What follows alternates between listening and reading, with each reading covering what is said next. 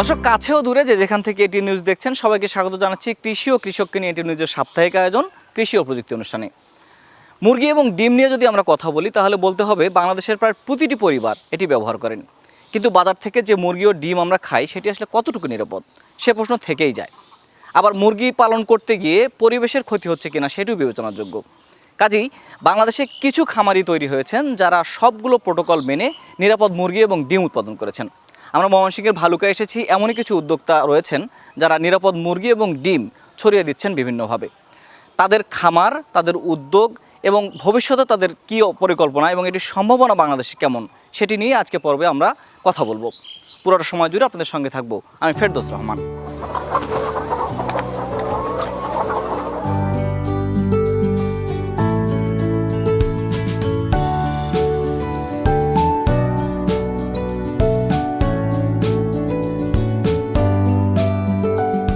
বিজ্ঞানসম্মত, আধুনিক এবং পরিবেশ বান্ধব উপায়ে মাংস ও ডিমের জন্য মুরগি পালনে ময়মনসিংহের ভালুকার মল্লিকবাড়ি এলাকার খামারিরা বাংলাদেশে সবচেয়ে এগিয়ে। ক্ষতিকারক অ্যান্টিবায়োটিকের পরিবর্তে মুরগির খাবারে তারা ব্যবহার করেন প্রাকৃতিক কিছু প্রতিষেধক, যা মুরগির ডিম ও মাংসে জমা হয় না। ফলে মাংস ও ডিম হয় সবচেয়ে নিরাপদ। এই আধুনিক খামার করে স্বাবলম্বী হয়েছেন ভালুকার মল্লিকবাড়ি এলাকার তরুণ খামারিরা। তাদের সেই কর্মযজ্ঞের একদিনের সঙ্গী হতে এটিএন নিউজের কৃষি ও প্রযুক্তি টিম। দর্শক, নিরাপদ মুরগি এবং ডিমের একজন উদ্যোক্তা মালকা পোল্ট্রি ফার্ম এবং এর উদ্যোক্তা খামারি জাকারিয়া ভাই। জাকারিয়া ভাইয়ের সঙ্গে আমরা একটু কথা বলবো। জাকারিয়া ভাই, কেমন আছেন আপনি? জি আলহামদুলিল্লাহ, ভালো আছেন আপনি? আপনার এই খামারে কতগুলো মুরগি রাখেন আপনি? আমার এই সেটে 1200 মুরগি। 1200? হ্যাঁ। আচ্ছা, নিশ্চয়ই মুরগিগুলো আপনি যে পরিবেশগত ব্যাপারগুলো এবং যে নিরাপদ করার সেই কাজগুলো আপনারা করেন? জি, আমরা অনেকটাই চেষ্টা করতেছি এটা নিরাপদ রাখার জন্য এবং পরিবেশের দিকটি খেয়াল রাখি। আচ্ছা, আমরা একটু খামারের মধ্যেই মনে হয় যাই, একটু আপনার কার্যক্রমগুলো দেখি। হ্যাঁ, যাওয়া যায়।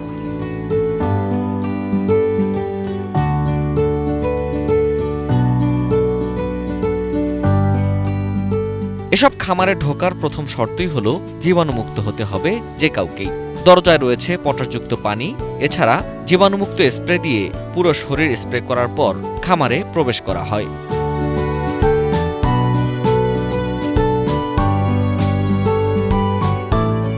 এগুলোই তো আপনার মানে মুরগি, মানে একটা ন্যাচারাল, মানে অন্য 10টা খামারের মতোই। মানে পার্থক্যটা কোথায়? আমরা কেন বলছি যে আপনাদের খামারগুলো হচ্ছে যে নিরাপদ এবং পরিবেশগতভাবে আপনারা যে প্রোটোকলগুলো সেগুলো মানছেন? আমরা হচ্ছে এই যে লিটার ব্যবস্থাপনা, নিপল ড্রিঙ্কিং সিস্টেম এবং পিদিম ফাউন্ডেশনের ডাক্তাররা নিয়মিত আমাদের পরামর্শ দেন যে আমরা কোন ওষুধগুলো ব্যবহার করব, কোনগুলো ব্যবহার করব না, এবং নিয়মিত ভ্যাকসিনের উপরে আমাদের সর্বোচ্চ গুরুত্ব দেওয়া হয়। আচ্ছা, একটু মানে নিপল ড্রিঙ্কিং বলতে কি এইটাকে বোঝাচ্ছে? হ্যাঁ, নিপল ড্রিঙ্কিং এটা কিভাবে ফাংশনটা করে একটু যদি দেখান আপনি। এটা হচ্ছে নিপল ড্রিঙ্কিং সিস্টেম। মুরগি যে এখানে তার ঠোঁট লাগায় এবং নাড়া দেয়, এভাবে পানি পড়ে, ওটা অভ্যস্ত হয়ে গেছে। হ্যাঁ, নিপলে কাজ করা খুব সহজ। মানে একজন লোকে অনেকগুলো খাবার আলাদাভাবে পানি দিতে হচ্ছে না, পানি দিতে হচ্ছে না, পানির পাত্রগুলো মোছা লাগতেছে না, এগুলো একটা সুবিধা। আচ্ছা, এই যে নিচে বাটিটা, এখানে কিছু পানি তো জমতেছে, এটা কি করব? আমরা যখন কিছু মেডিসিন ইউজ করি ওরা এটা খায় না। এই যে খাবারটা যে দিচ্ছেন, এই যে মুরগিদের খাবারটা, এই খাবারটা আপনারা মানে নিরাপদ, আমরা বলছি যে নিরাপদ মুরগি, এই খাবারটা আসলে নিরাপদ এটা কিভাবে বুঝছেন আপনারা? যে এখান থেকে খাদ্য নেই, কিন্তু সব খাদ্যগুলো ওনারা আর কি টেস্ট করছে।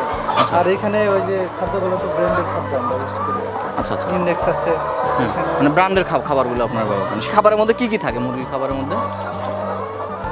মুরগির খাদ্যের মূল উপাদানটা হচ্ছে ভুট্টা, তারপরে ওই যে রাইস পলিশ যেটা এটা ইউজ করে, তারপরে ওই যে এমনি লাইমস্টোন যেটা বলি আর কি, পাথর, এটা ব্যবহার করা হয়। তারপরে প্রোটিনের কিছু অংশ থাকে, শুটকি গুঁড়া থাকতে পারে। শুরুর গল্পটা বলি, আপনি কিভাবে এই উদ্যোগে আসলেন আগে বলেন, আপনার পিছনের ইতিহাসটা একটু শুনুন। আমি এবং আমার আরেক বন্ধু আর কি, দুজনে আমরা প্রথমে কি করা যায়, পড়ালেখার পাশাপাশি কি করা যায়, তো অনার্সের পরে আমি তখন একসাথে পড়ালেখা করি। তো আমরা কি করা যায়, কি করা, এই প্রশ্ন থেকে আর কি একটা খামারে গেলাম, তাদের খামারগুলো দেখলাম। আচ্ছা, এই যে ডিম আসছে, এই যে ডিমগুলা, এগুলো তো মানে কতগুলো ডিম আসতেছে আপনার এখানে? আমার পার ডে 1100 প্লাস আছে। 1100 প্লাস। আচ্ছা, এই ডিমের সাথে বাজারের একটা প্রচলিত ডিমের পার্থক্যটা কোথায় আপনি একটু যদি বলেন, মানে আপনারটাকে কেন আমরা নিরাপদ বলছি? আমাদের মুরগিগুলো প্রথমত শতভাগ সুস্থ থাকে, আর আমরা যত্রতত্র অ্যান্টিবায়োটিকগুলো ইউজ করি না। আমরা সর্বোচ্চ গুরুত্ব দেই আমাদের ভ্যাকসিনেশনের উপরে এবং শ্যাড ম্যানেজমেন্টের উপরে। এই যে মুরগিগুলো, এগুলোর বয়স কেমন হয়েছে আপনার এবং কতদিন থাকবে আরো খামারে এইসব? এটা 10 মাস প্রোডাকশনের বয়স আর কি। হ্যাঁ। টোটাল বয়স ওদের 14 মাস। 14 মাস।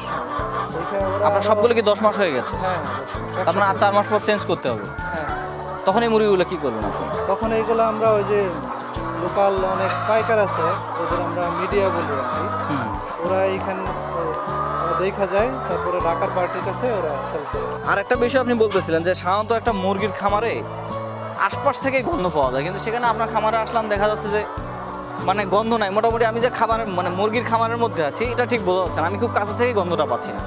এইটার কারণটা কি? এইটা কি ম্যানেজমেন্ট আপনারা করছেন এটা কিভাবে? হচ্ছে ওই যে আমাদের বায়োগ্যাস প্লান্ট আছে এখানে। হুম। আমাদের যত লিটারগুলা এগুলা সবই বায়োগ্যাস প্লান্টে ঢুকে। আপনারা কি জাস্ট পানি দিয়ে ঢুকাই দিচ্ছেন এটা? হ্যাঁ হ্যাঁ, আমরা যখন এটা পরিষ্কার করি, পরিষ্কারে যে পানিটা ইউজ করা হয় ওইটুকুই হয়ে যায়। হুম। ওইটাকে বায়োগ্যাস প্লান্টের ভিতরে চলে যায়। হুম। ওইখানে এটা বায়োগ্যাস উৎপন্ন হয়ে তারপরে আবার ওই যে হাইড্রোলিক চেম্বার হয়ে ওই লিটারের গর্তে চলে যায়। হুম। তো এই যেটা গন্ধ হওয়ার কথা ছিল এটা গ্যাস হয়ে গেল আর কি। আচ্ছা। গ্যাস হয়ে যাওয়াতে তো আমাদের এই যে পুরো পরিবার চলতেছে এটা দিয়ে। তার মানে মুরগির যে ওয়েস্টেজটাকে এটাকে আপনারা কাজে লাগাচ্ছেন ওই যে? হ্যাঁ হ্যাঁ, কি কি হচ্ছে এখান থেকে? এটা ওই যে বায়োগ্যাসের পরে যে স্লারিটা থাকে ওটা আমরা জমিতে জৈব সার হিসেবে ইউজ করতে পারি। আর গ্যাস তো হচ্ছেই।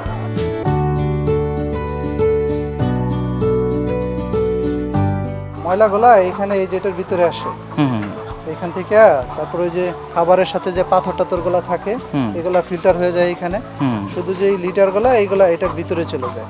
হ্যাঁ। এই যে এটাতে আর কি আচ্ছা। মূল চেম্বারে আর কি। হুম। চেম্বার থেকে এটা গ্যাস উৎপন্ন হয়ে প্রসেসিং হয়ে হুম। তারপরে ওই যে হাইড্রোলিক চেম্বার হয়ে ওইটাই ময়লাগুলা বের হয়ে যায় আর কি। কম্পোস্ট সার তৈরি করার জন্য দুইটা থাকে, একটা শুকাইলে আরেকটাতে দেওয়ার কথা। হুম। কিন্তু আমার যে মোটর আছে তো হুম। যখন শেষ হয়ে যায় মানে আমি পানিটা টেনে ফেলে। হ্যাঁ, জমিতে দিয়ে দেই। এই পানিটা ওয়েস্টেজ হলো না। হুম। আর যেটা নিচে থাকে ওইটা পরে ওই যে শুকায় গেলে হুম। লুক দিয়ে তুইলা পরে জমিতে দিয়ে দেওয়া যায়।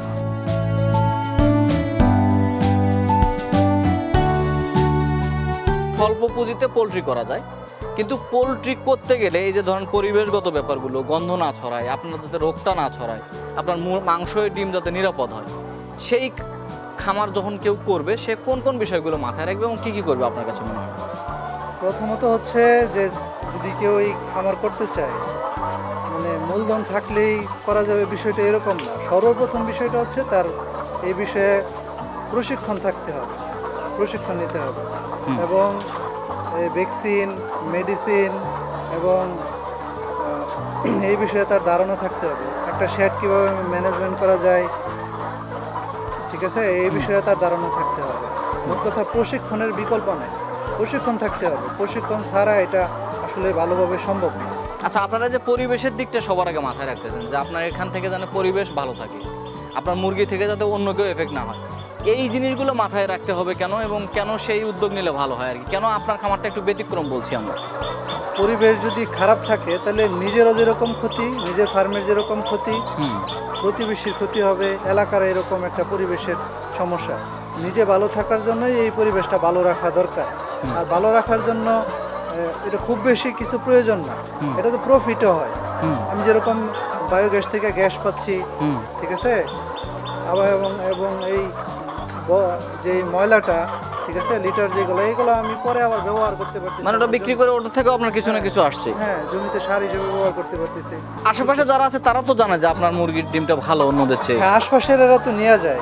রুগী যদি থাকে, হ্যাঁ। প্রেগনেন্ট যদি কেউ থাকে, ছোট বাচ্চার জন্য যদি থাকে, তাহলে ওরা এই আমার এখান থেকে নেয়, আপনার এখান থেকে ডিম আমার কিনে? এখান থেকে নেয়, আচ্ছা আচ্ছা। আমার এখান থেকে নিয়ে যায়, কারণ জানে যে এই তার খামারের ডিমগুলা নিরাপদ। এবং আশপাশের যে বাড়ির যারা আছে তারা যে আমাদের এই যে অনাপত্তি যেটা আর কি দেওয়ার ক্ষেত্রে হ্যাঁ। চেয়ারম্যানের এখান থেকে যে অনাপত্তি নেওয়া লাগে, হ্যাঁ। বলছিল যে আশপাশের বাড়ির অনাপত্তিটা যেন নেয়, তারা এক দিদাই। তোমার লোকালি একটা বাজার আপনার আছে? জি জি, কিছুটা বিক্রি করা যায়। আচ্ছা। কারণ ডিম এবং তারা যারা এগুলা ডিম মুরগি নেওয়ার জন্য আসে তারা একটা নির্দিষ্ট দূরত্বে থাকে এবং তাদের গাড়িটা আমরা স্প্রে করে জীবাণুনাশক দিয়ে স্প্রে করে তারপরেই আমরা এই ভিতরে আনি। মানে আপনি চেষ্টা করেন যে কোনো ধাপে যাতে কোনো জীবাণু আপনার ফার্মে প্রবেশ না করে। না করে আর কি, এটা। আর একটা বিষয় আমরা আসি, সেটা হচ্ছে যে খামার গরম হয়ে যায়, মানে গরমের দিনে মুরগির খুব অসুবিধা হয়। আপনারা সাধারণত ফ্যান চালান, আপনার এখানে একটু ভিন্ন সিস্টেম মনে হয় আছে। আমরা একটু সেই সিস্টেমটা একটু মনে হয় দেখতে পারি, মনে হয় প্র্যাকটিক্যালি দেখাই ভালো হবে। আপনি যদি একটু দেখান।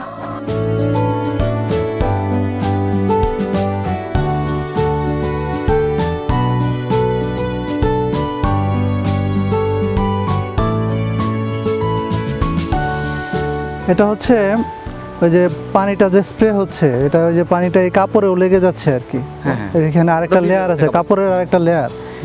এই কাপড়ে এটা দীর্ঘ সময় কাপড়টা ভিজা থাকলে কাপড়টা ঠান্ডা থাকে আর কি। মানে ওই তাপটাকে শোষণ করে নিচ্ছে। হ্যাঁ হ্যাঁ, আচ্ছা। ঠান্ডা থাকলে টিনটাও ঠান্ডা থাকে, আর ভিতরের প্রায় 2 ডিগ্রি এরকম সেলসিয়াস তাপমাত্রা কন্ট্রোল করা যায় আর কি। কন্ট্রোল করা, তার সঙ্গে তো ফ্যানগুলো আপনি ছেড়ে হ্যাঁ, ফ্যানগুলোও ছেড়ে দেয়। আর যখন শীত আসে তখন মানে শীতকালে কি করেন? শীতকালে এটা লাগে না, ওইটা আমরা খুলে রেখে দিই। শীতকে প্রোটেক্ট করতে হয়। না, শীত মুরগির তেমন ক্ষতিকর না। আচ্ছা। শীতের দিনটা মানে শীত মুরগি সহ্য করতে পারে। মুরগি 28 থেকে 18 পর্যন্ত অথবা 22 পর্যন্ত এরকম তারা অ্যাবজর্ব করতে পারে। এই তাপমাত্রায় মুরগির কোনো সমস্যা না, না, তার মানে কোনো আপনাকে কোনো না সমস্যা কোনো ভাবে তাপমাত্রাটা 28-এর পাশাপাশি ধরে রাখতে হয় গরমের দিনে। হ্যাঁ হ্যাঁ।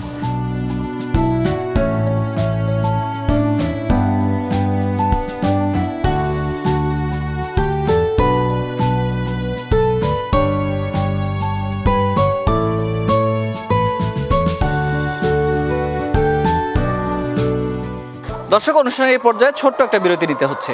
কোথাও যাবেন না, আমাদের সঙ্গেই থাকুন।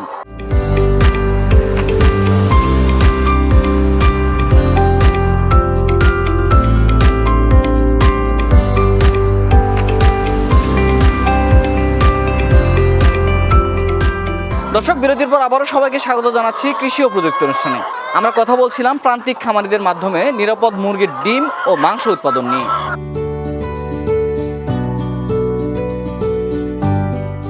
মুরগির বাচ্চা ছোট থাকা অবস্থায় শুরু হয় এই নিরাপদ পরিচর্যা। প্রতিটি ধাপে আধুনিক প্রযুক্তির ব্যবহার করেন খামারিরা।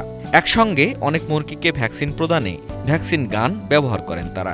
আমার হাতে যেটা দেখতেছেন এটা একটা গানার। আমরা এই গানার দিয়ে, এটা যখন আগে ছিল না, তখন এক একটা সিরিঞ্জে ভরে এক একটা দিতে হইতো। তাতে আপনার 1000 মুরগিরে দিতে সারাদিনই লাগতো।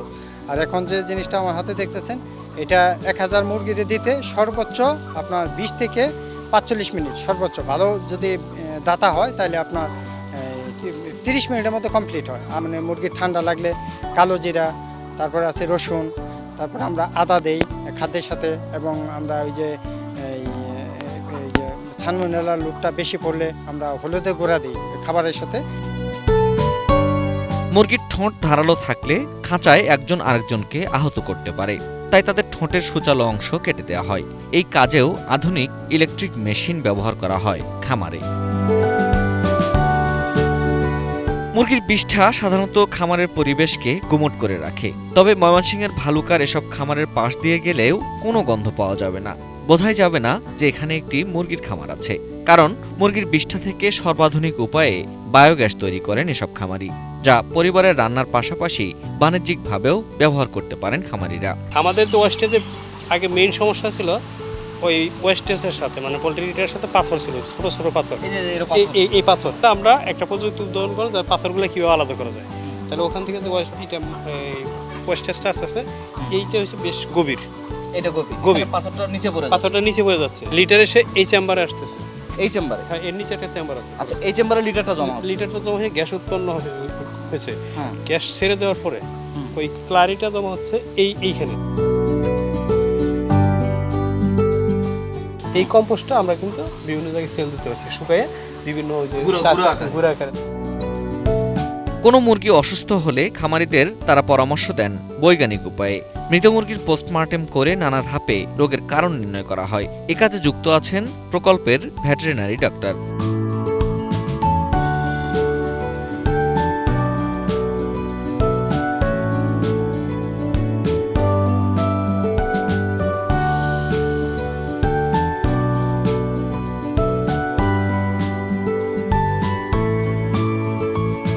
যে কোনো খামারি আপনার কাছে আসতে পারে এবং পরামর্শ নিতে পারে। পরামর্শ তারা যদি অবশ্যই মরা মুরগি নিয়ে আসলে আপনি এটা দেখবেন যে হ্যাঁ, তার অবশ্যই আমি দেখবো কি এটা। করবেন এই জায়গাটা। এই জায়গাতে আমি যখন আমি ধরেন বসে আছি আমার পোল্ট্রি সার্ভিস সেন্টার এটা, এখানে আমি ধরেন আমাদের প্রজেক্টের মেম্বার না আনছি, আমি অবশ্যই তাকে পরামর্শ দিব, পোস্টমর্টম করে দেখব যে কী রোগ হয়েছে, তারপরে সেই অনুযায়ী আমি তাকে অবশ্যই ট্রিটমেন্ট দিব। পোল্ট্রি খামারে রোগ দ্রুত ছড়ায়, তাই রোগাক্রান্ত হয়ে মারা যাওয়া কোনো মুরগি যদি ফেলে দেওয়া হয় তা এলাকার সব খামারের জন্যই হুমকি হতে পারে। ফেলে দেওয়া মুরগি কুকুর বা শেয়াল খেয়ে ফেললেও তাদের মাধ্যমেও রোগ ছড়ানোর সম্ভাবনা থাকে। মল্লিকবাড়ির গ্রামগুলোতে এই সমস্যা মাথায় রেখে পিডিম ফাউন্ডেশনের এসিপি প্রকল্প থেকে স্থাপন করা হয়েছে ডাম্প স্টেশন, যা মরা মুরগি থেকে জীবাণু ছড়াতে দেবে না। এটা খোলা যায়। এই যে এটা খোলা যায়, আচ্ছা, এই মুরগিটা ফেলে দিই, এই যে এর মধ্যে ফেলে দিই। এর মধ্যে ফেলছে। কতদিন থাকবে এটা মুরগিটা? মুরগিটা তো আর আমরা উঠাবো না, এটা এখানে পচে যাবে। ডিকম্পোস্ট না হওয়া পর্যন্ত যে গ্যাসটা তৈরি হবে সেটা এটা গন্ধ ছড়াতে পারে। হ্যাঁ ওইদিকে হয়ে যাবে, গ্যাসটা তৈরি গন্ধ হবে, বাতাস শেষ হয়ে মিশে যাবে। আর যদি এটা মনে করুন যে যত ছড়াইতে তাহলে এটা কিন্তু দুর্গন্ধ তৈরি হবে। মূল উদ্দেশ্যটা হচ্ছে যে আপনার রোগ বলাইটাকে ঠেকানো। রোগ বালাইটাকে ঠেকানো। নিরাপদ এই খামারের চর্চা একদিনে হয়নি। ধীরে ধীরে নিরাপদ ডিম ও মুরগির মাংস কিভাবে করতে হয় তার সঙ্গে পরিচিত করে তুলেছে পিডিম ফাউন্ডেশনের টেকসই প্রকল্প এসিপি। এর মাধ্যমে খামারিরা প্রশিক্ষণ পাচ্ছেন, নানা রকম উপকরণ সহায়তাও দেওয়া হচ্ছে। আবার কোনো কোনো ক্ষেত্রে খামারিদেরকে ঋণের ব্যবস্থাও করছে ফাউন্ডেশন। ফলে প্রান্তিক পর্যায়ে খামারিরা গড়ে তুলতে পারছেন পরিবেশ বান্ধব, উন্নত ও আধুনিক খামার। নিরাপদ ডিম এবং নিরাপদ যে মাংস এর উপর প্রোডাকশন টেকনিকটা, তারপর কিভাবে রোগগুলা কমানো যাবে, ভ্যাকসিনেশন এনশিওর করা যাবে এই বিষয়, এবং সার্টিফিকেশনের বিষয় যে, এবং যে এই যে ডিমগুলা যে কিভাবে এটা আমরা বলবো যে এটা সনদ না দিলে তো কেউ যদি সার্টিফিকেট না দেয় তাহলে তো এটাকে বলা যাবে না যে এ বিষয়ে আবার আমাদের যে উপজেলা প্রাণী সম্পদ যে অধিদপ্তর আছে, এখানে যে ইয়েলো সাহেব আছে, উনিও আমাদেরকে প্রত্যেকটা প্রশিক্ষণে উনি আসে এবং আমাদেরকে যে এই সনদ দেওয়ার বিষয় ওনারা সহযোগিতা করে, এবং ওনারা অন্তত আমাদের এই মুহূর্তে প্রায় 30 জন খামারিদেরকে ওনারা এই বিষয়ে সার্টিফিকেট দিয়েছে। এই যে নিরাপদ মাংস এবং নিরাপদ ডিম যেটা বলি, এটা আবার আমরা বিভিন্ন যেটা বিশেষ করে এই ডিএলএসের যেটা কোয়ালিটি কন্ট্রোল ল্যাব আছে, ওখানে আমরা টেস্ট করেছি।